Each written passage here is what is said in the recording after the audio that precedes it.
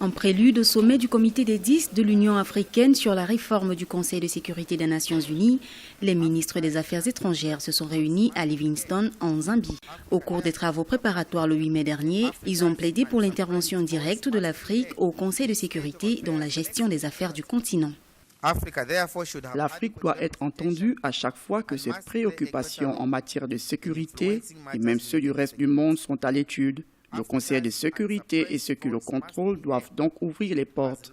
Il est impératif que nous arrivions avec des propositions globales, des stratégies et les recommandations qui nous permettront d'accélérer la réalisation des objectifs de la représentation permanente de l'Afrique au Conseil de sécurité. Ces négociations sont dirigées par le représentant permanent de la Jamaïque à New York et président des négociations intergouvernementales sur la réforme du Conseil de sécurité de l'ONU. Le sommet des 10 devrait aboutir à une position commune de l'Afrique à l'intention des 5 membres permanents du Conseil de sécurité. C'est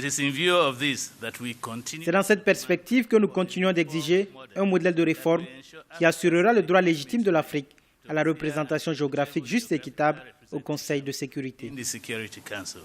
Le consensus des Zulwini, adopté en 2005, a appelé à ce que le continent africain soit représenté au Conseil de sécurité de l'ONU par 7 membres, dont 2 permanents avec droit de veto. Pourtant, jusqu'en 2015, le continent se sent toujours exclu du processus de prise de décision.